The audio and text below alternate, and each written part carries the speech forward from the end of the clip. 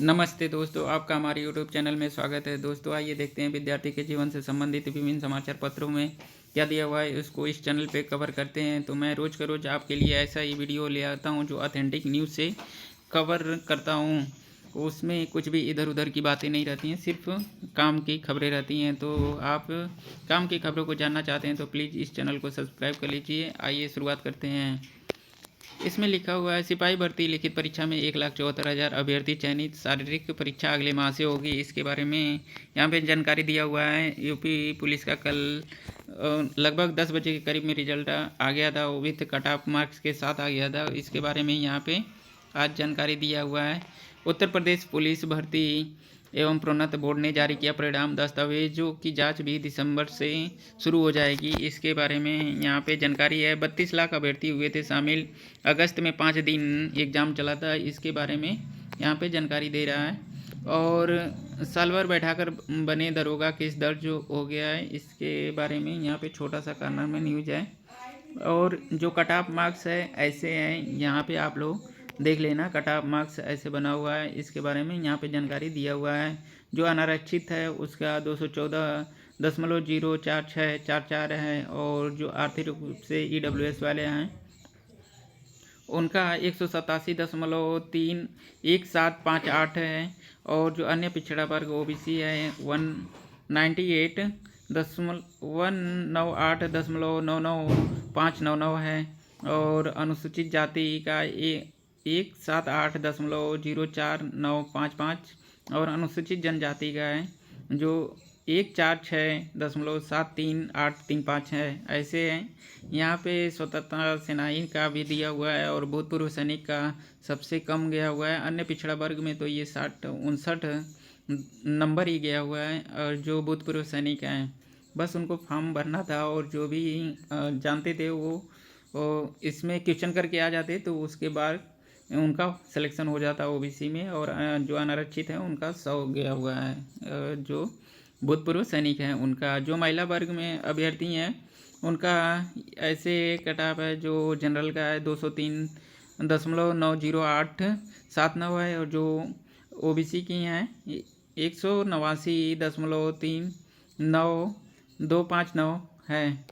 इस तरह से है। और यहाँ पे बता रहे हैं यूपी पुलिस में सिपाही नागरिक पुलिस के 60,244 पदों पर सीधी भर्ती के लिए अगस्त में आयोजित लिखित परीक्षा का परिणाम cut off Uttar Pradesh police भर्ती एवं प्रोन्नत बोर्ड ने बृहस्पतिवार को जारी कर दिया। बोर्ड कट ऑफ लिस्ट में वरिष्ठता के आधार पर पदों के 2.5 गुना 1,74,316 अभ्यर्थियों को चयनित करके दिसंबर के तीसरे सप्ताह में दस्तावेजों का परीक्षण और शारीरिक परीक्षा मानक दक्षता के लिए बुलाएगा। और दस्तावेजों का परीक्षण और शारीरिक मानक परीक्षा में उत्तीर्ण अभ्यर्थियों को जनवरी के तीसरे सप्ताह में शारीरिक दक्षता परीक्षा के लिए बुलाया जाएगा।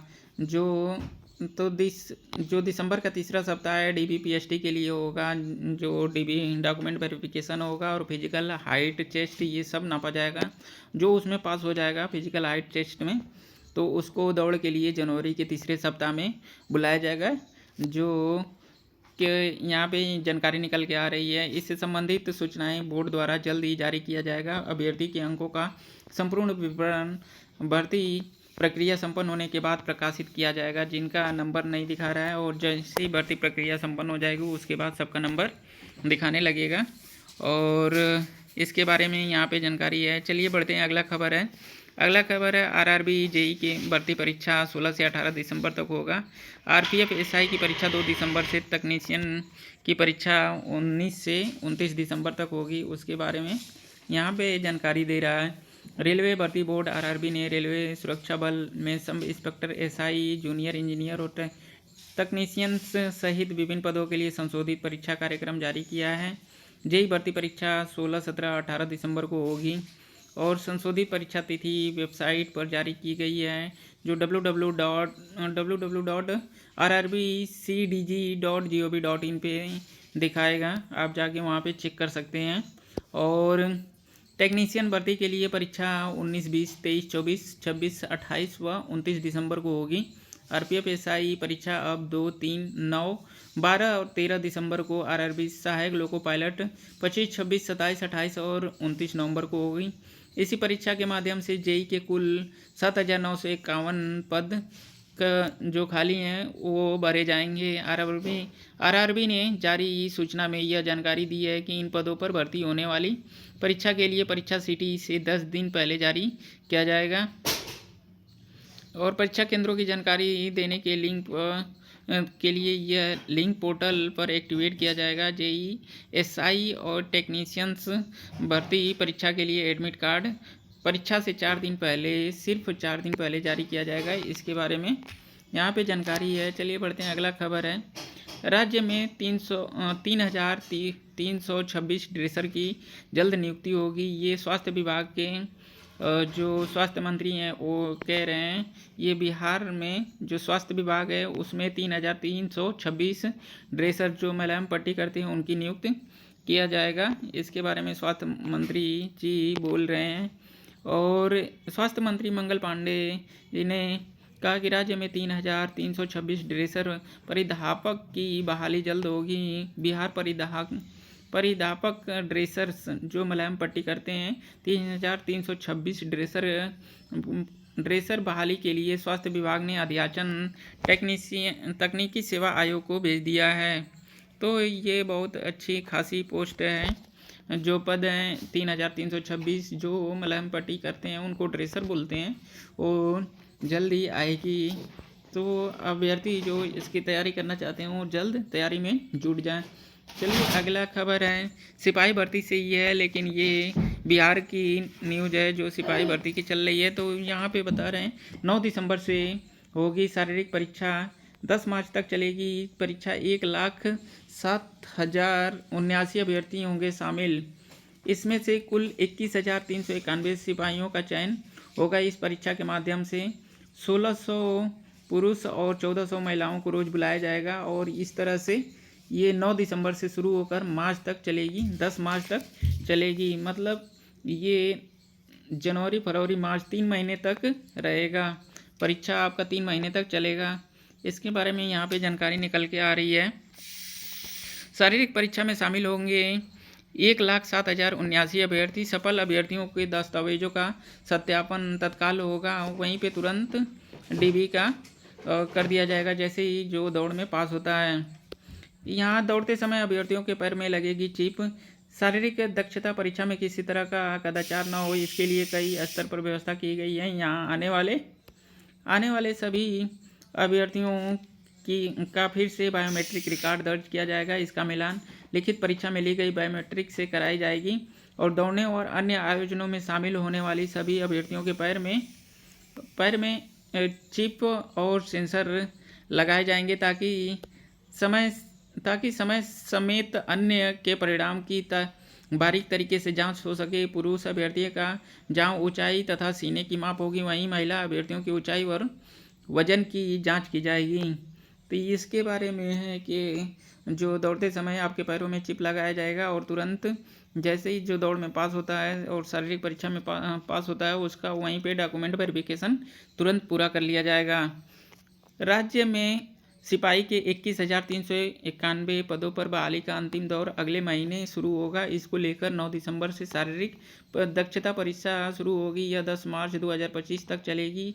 ये 3 महीने तक चलेगी। इसमें 1,07,079 अभ्यर्थी शामिल होंगे। पटना के गर्दनी बाग स्कूल के मैदान में बहाली की यह प्रक्रिया सुबह 7 बजे से शुरू होगी। यह जानकारी केंद्रीय चयन परिषद सिपाही भर्ती के अध्यक्ष जितेंद्र कुमार ने दी।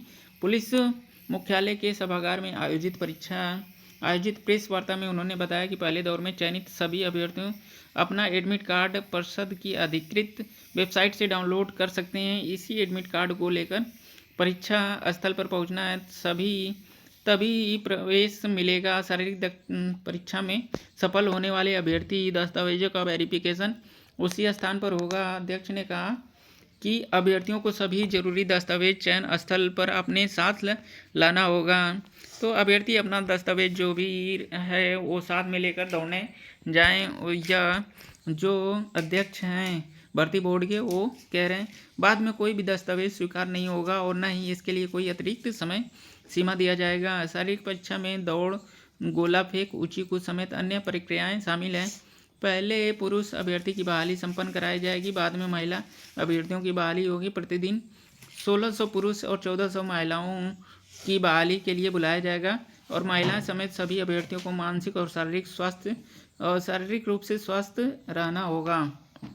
तो यहाँ बिहार पुलिस के बारे में जानकारी निकल के आ रही है, जो 9 दिसंबर से शुरू होकर 10 मार्च 2025 तक चलेगी। 3 महीने का ये शारीरिक परीक्षा चलेगा, जो पटना में और एक पटना मैदान में कराया जाएगा। रोज़ का रोज़ जो 1600 पुरुष बुलाए जाएंगे और 1400 महिलाएं बुलाई जाएंगी। इसके बारे में जानकारी निकल के आ रही है।